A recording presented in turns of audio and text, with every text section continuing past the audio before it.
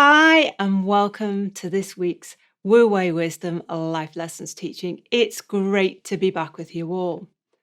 This week, we are talking all about addiction to drama and chaos. Now, why is it that some people seem to be so addicted to behaviour which creates drama and chaos in their lives or their relationships?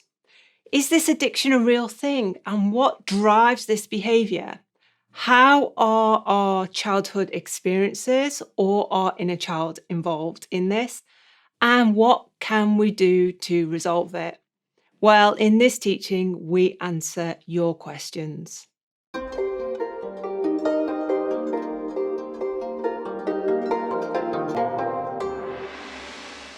Okay, David, so why is it that some people seem to want to or keep creating dramas and chaos and emotional disasters in their life?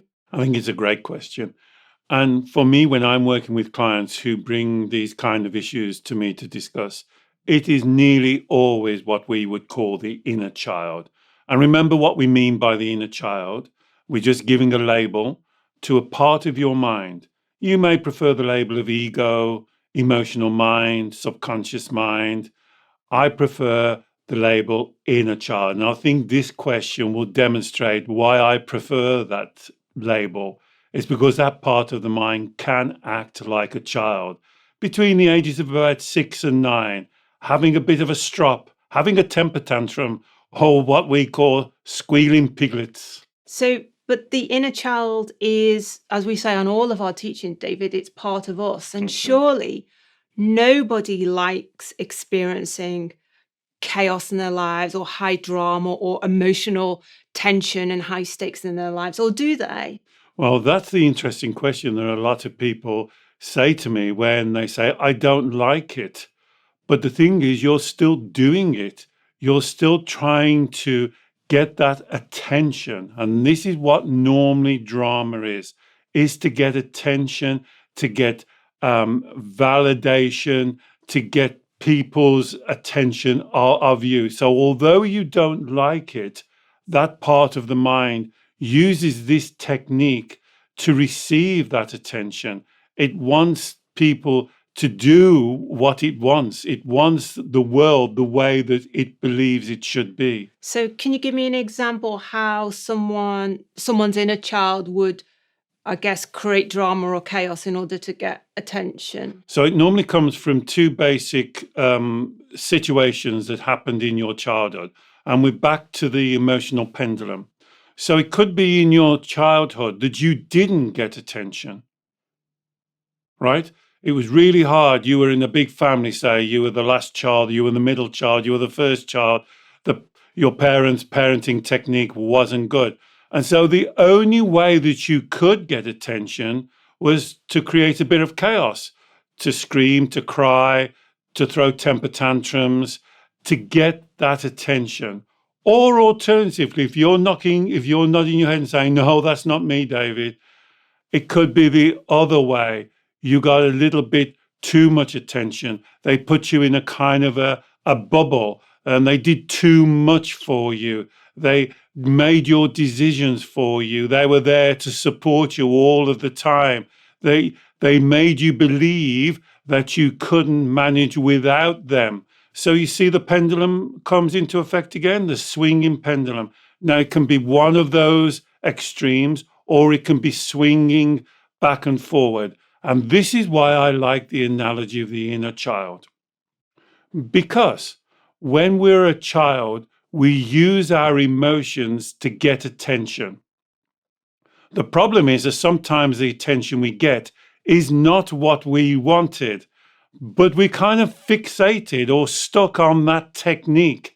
Now, your question was about creating chaos, creating trauma, creating these kind of really focus where you want somebody to pay attention to you, or you want the situation to change. And so you put in this tremendous where you lose it, you flip.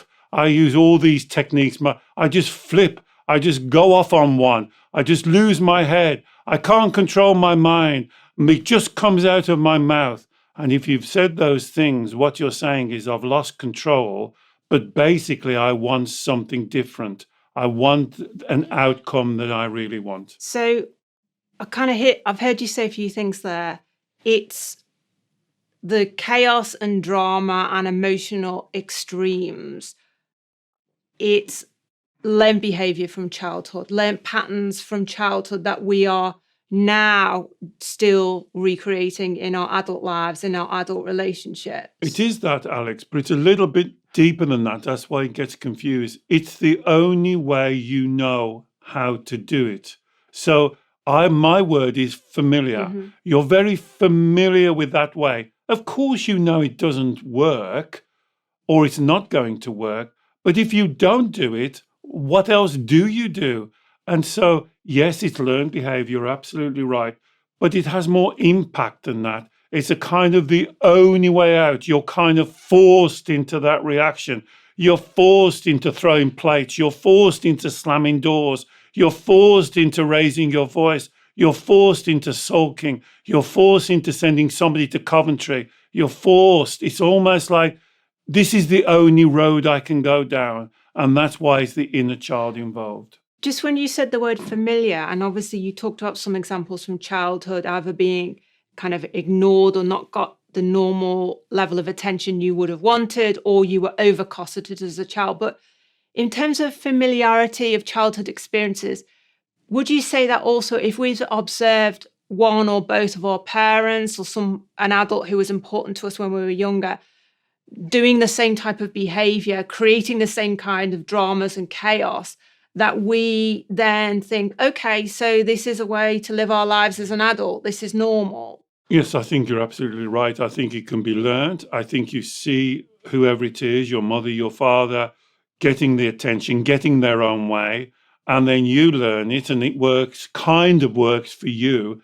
And then you're on that carousel. You're doing the same thing. And it's amazing to me how many of my clients come with really terrible stories about their childhood, really, really terrible. But then you find out that they're doing exactly the same to themselves. They're kind of stuck on this treadmill. We call it the carousel of despair, just repeating ways of behaving, repeating thought patterns, repeating ways of speaking to people and speaking to themselves. So that's why I call it familiar or learned, or you're doing this swinging pendulum. And in some ways, would you say that if we try to recreate situations we had or strategies for coping we had as a child, that if we find ourselves in, say, a situation or a relationship with someone who that is more balanced and is more authentic, actually, does that then make our inner child feel somehow uneasy? Because this is not like how it was when we were younger. This can't be right, or this is going to go wrong soon. So I need to try and recreate some drama here, some chaos here, because this is not familiar territory for me. Well explained, Alex. That's exactly right. And also, the inner child will create trauma and turmoil to test. Testing is very important for the inner child, to test whether the other person is going to stick with them, to test whether the other person loves them. And so the inner child will create. This is why you said was very important a few moments ago. What's the benefit? What's the payoff?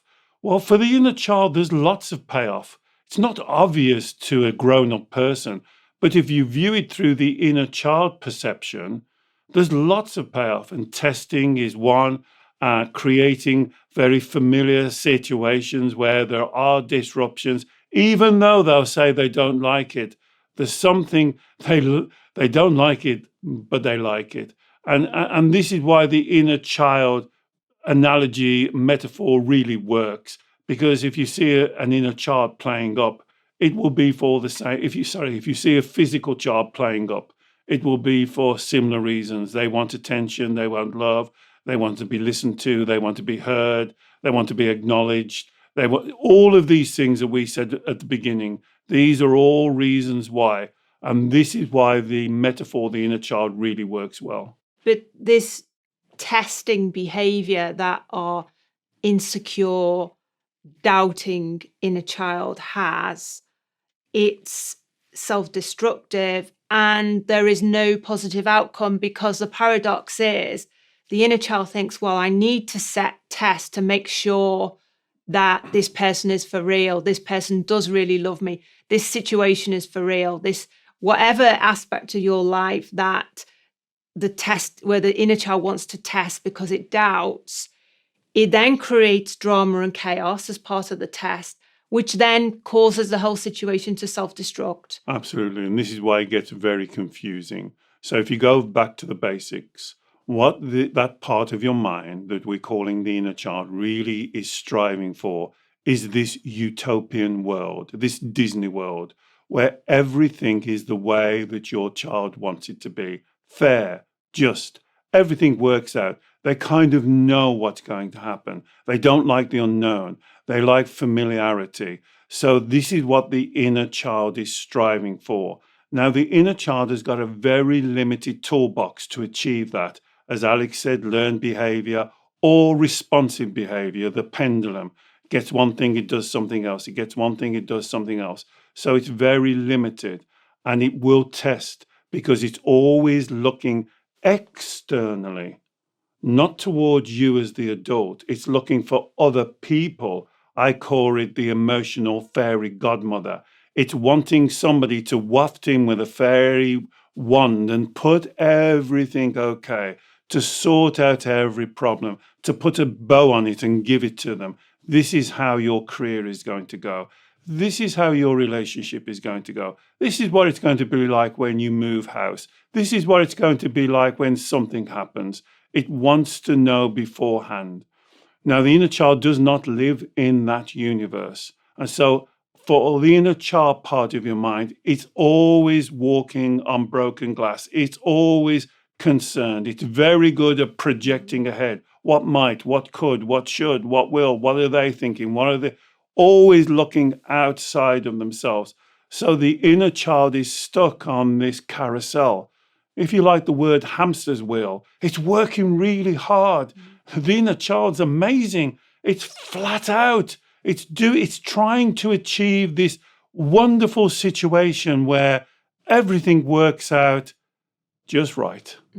Not just for it, for everybody else as well. It's not selfish, but mainly for the inner child. Well, the inner child is very self-focused because when we, I guess from what you've just said there, David, it really sounds like that.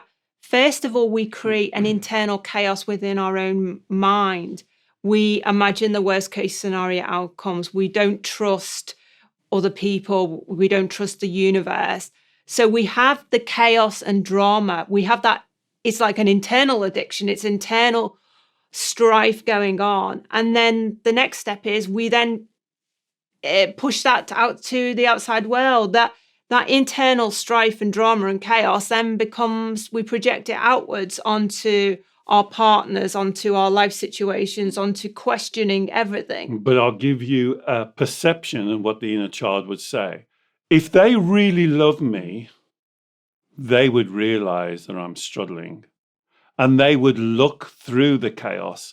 They would look past the raised voice and they would actually come and give me a big hug. And that's what the inner child is doing. It's setting these tests that people have to get through.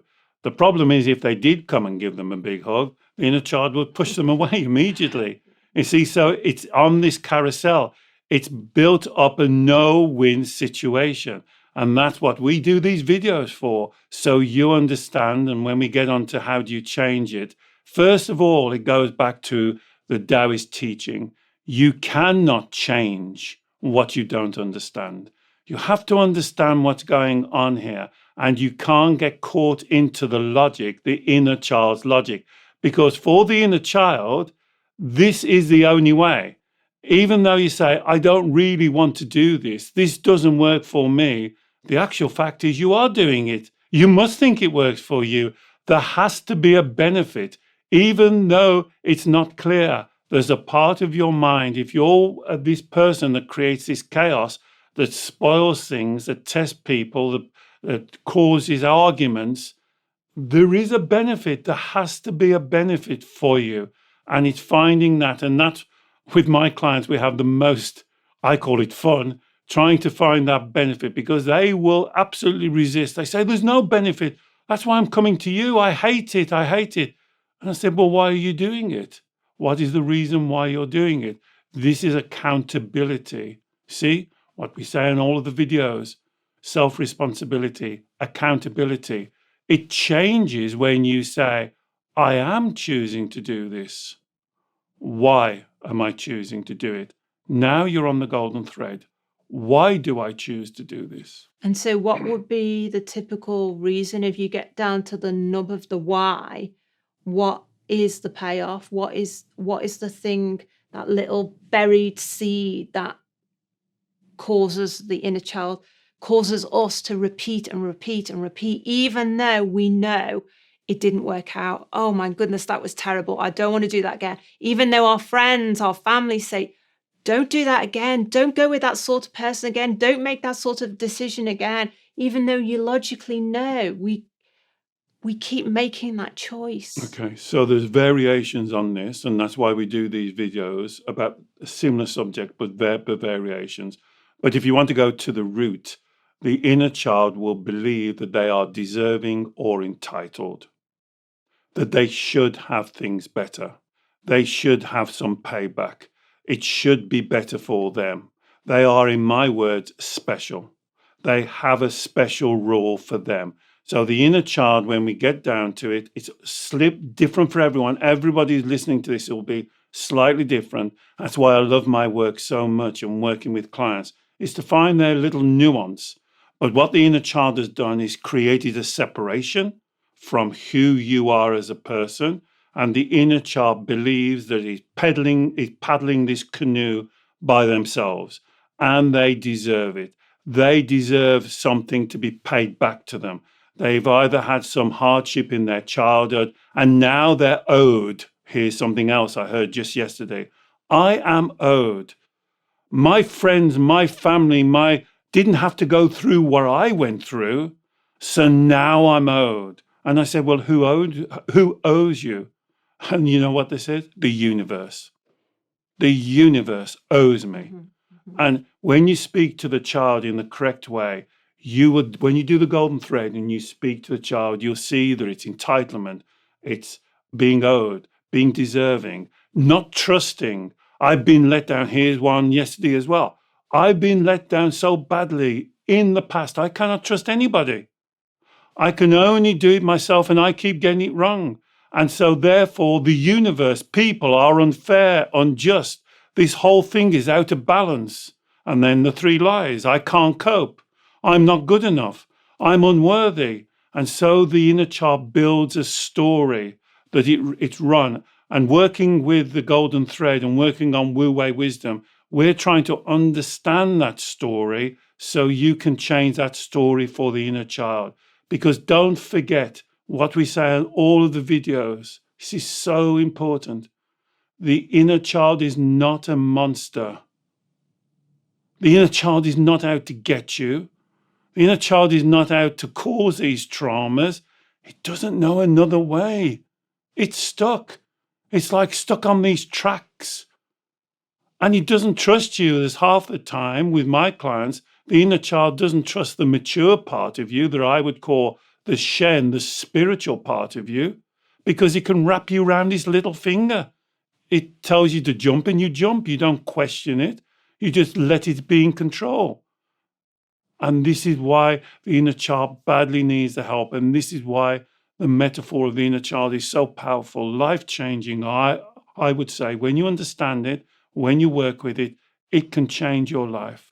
And just to say, for any listeners who are coming to us fresh, David referred to the golden thread. That's the golden thread process, which is our therapy technique that David uses with his clients in his one-to-one sessions.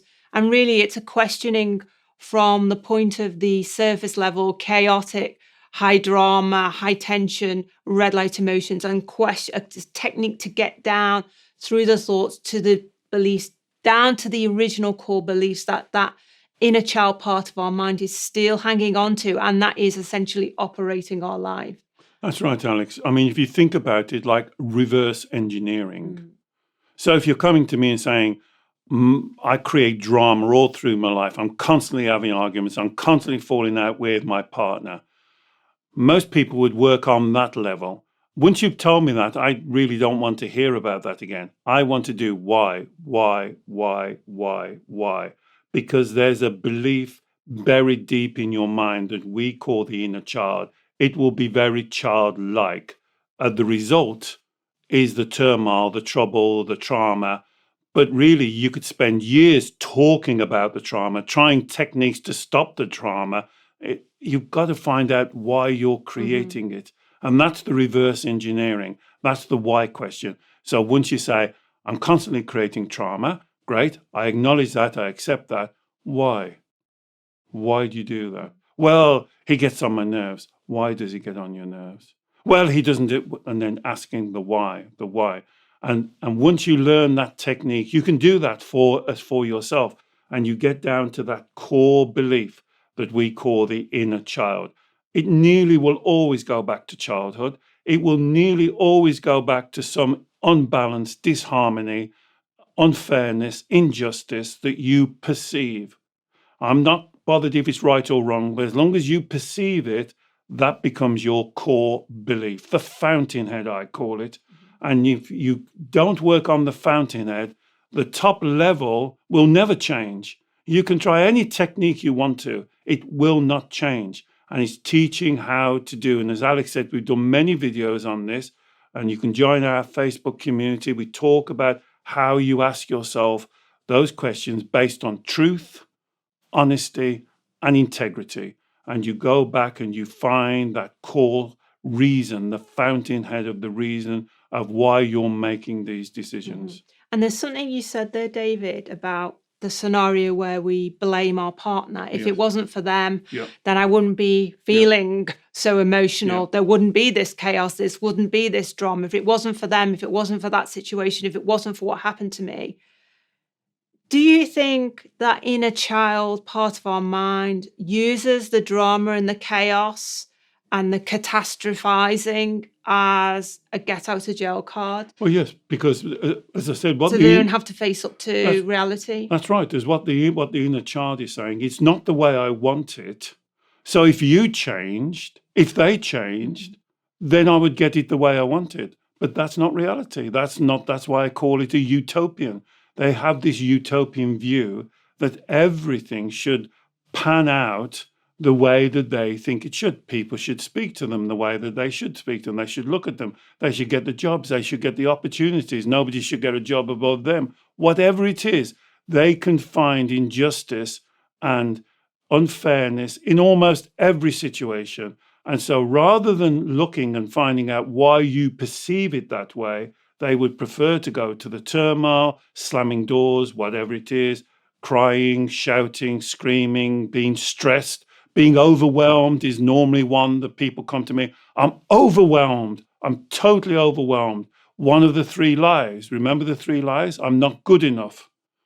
I can't cope is normally the one. I can't cope. It's all too much for me. It's all over my head. It's too much for me. Or I'm unworthy. So the inner child will hold on to these lies in a childlike way to justify himself. And that's what, to do the work, you've got to talk and learn how to communicate and talk to the inner child, because it's not a monster. And of course, we've done so many teachings on how to begin to communicate and have those conversations. And perhaps for some of you to listen to your inner child for the first time and find out what it is that is driving this surface level chaotic and dramatic behavior. So that really is the solution. That is the solution of this situation. The solution to all situations is understand and identify your inner child, but more importantly, listen to them. Start that conversation. Listen and answer them. I can tell you, when people say I'm the greatest help to them when I'm doing my one-to-one sessions, is when we get down to their inner child then releases, And I almost think, some of my clients say, it's almost like they're channeling their inner child. And occasionally, with some clients are very good at this, it's like I can speak to that part of their mind. It's like I can speak to the inner child. And the adult person sitting in front of me is just saying what the inner child is saying and thinking and responding. And for the first time, the inner child is having someone answering their questions about unfairness. See, because when a child says, it's not fair, it's not fair, even if you hear your physical child saying that to you, Mummy, Daddy, it's not fair, what they're actually saying is, things aren't the way I want them to be. And that's what your child is saying. It's not fair. Life, reality, situations, relationships, career is not the way I want it to be. And then you've got to find, well, let's now come together as a team. Remember, I said this is the problem. The inner child has created a separation. And this is why some people say it's like I've got a kind of a monkey on one shoulder and a monkey on the other shoulder. That inner voice that's always criticizing you, whatever you want to call it. But I think it works better if you think about it as a child, 6, 7, 8, 9, 10, who needs guidance, who needs somebody to be able to sit with them, talk them through, answer their question, tell them, show them how to live in reality. But above all, is to make sure that they've got you as the adult to work together as a team. This is the oneness we talk about, no separation. This is when you come together as a team. And I absolutely believe and know that you can do this, that you live your life authentically with truth, honesty, and integrity. And that's why being accountable and having self-responsibility is so important in this work. And I think what you've just said, David, about having the inner child trust you and turn to you for reassurance and guidance and knowledge and compassion, rather than projecting outwards, turning to others for the reassurance and guidance and love and validation. And then if it doesn't get it, kind of having a hissy fit. That is all part of this important reparenting work to eliminate this habit of creating chaos and drama. Well, I would say that one of the, again, it's different for everyone, but one of the most common problems in creating chaos and drama is what the inner child believes is the need for validation and approval from others. Looking outside of yourself for this value, this approval, these pats on the head, these strokes, this constantly saying you're doing well. Aren't you doing well? That's a success. Not criticizing. The inner child absolutely detests being criticized. It detests any form of confrontation. And therefore, what it's doing, it sets this form. Now, it doesn't like being, and this is the paradox of the inner child. This is what I love the most. It dislikes being criticized, but it will quite happily criticize other people. It dislikes being judged, being judgmental, but it's very good at being judgmental on other people. It dislikes confrontation when somebody's being confrontational to them, but they will create trauma and turmoil. And it's almost that's what confuses people, this pendulum of what it doesn't like, but then what it goes and does. And that's what I find the most interesting and life-changing of this work, that when you understand that, when you see that pattern of behavior and thinking, then you can make changes in your life. You don't have to depend on someone else. You can take full accountability and self-responsibility to set your road.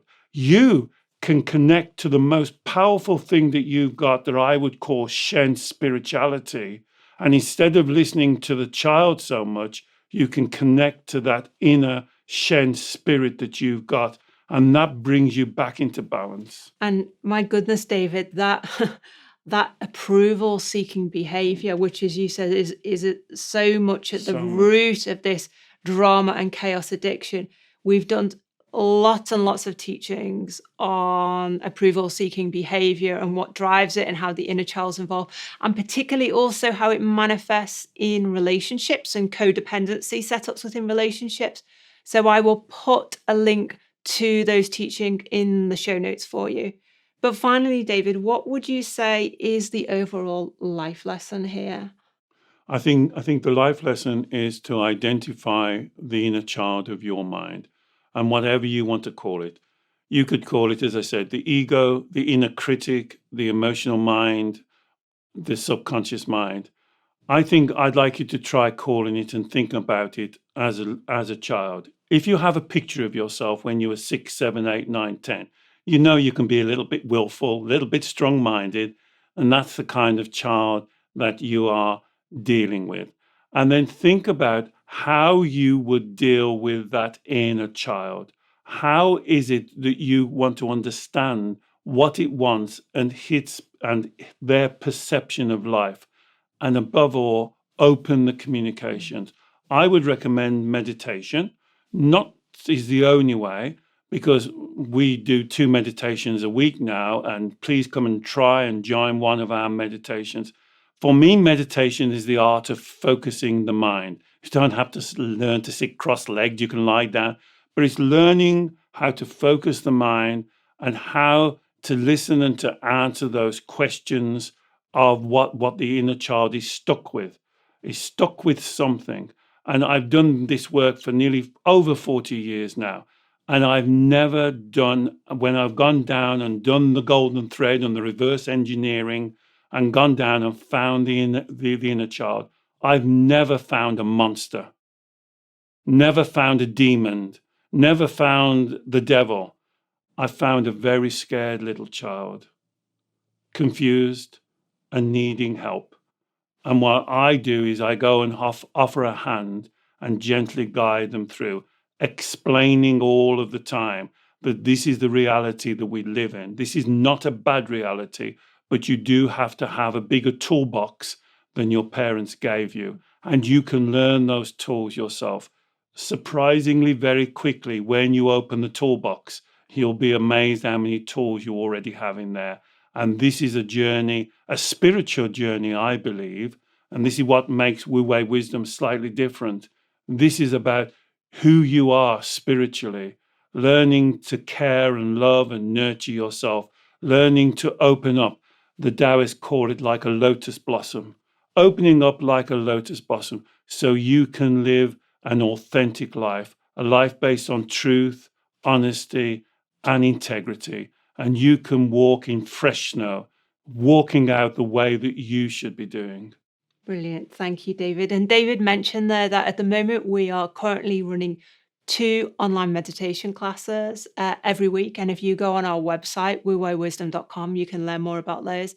But we also have a great meditation playlist on our YouTube channel. And so I will also put a link to that playlist in the show notes. And really that meditation is when we can get into that stillness of mind place, then that creates a space in our thinking, in our thoughts, in our day for the inner child narrative to arise and become more clear to us. So what the inner child will do is shout, scream, become demanding.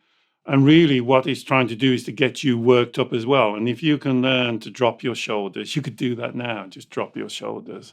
Just take a breath and say, "Hello, sweetheart, and what's bothering you today?"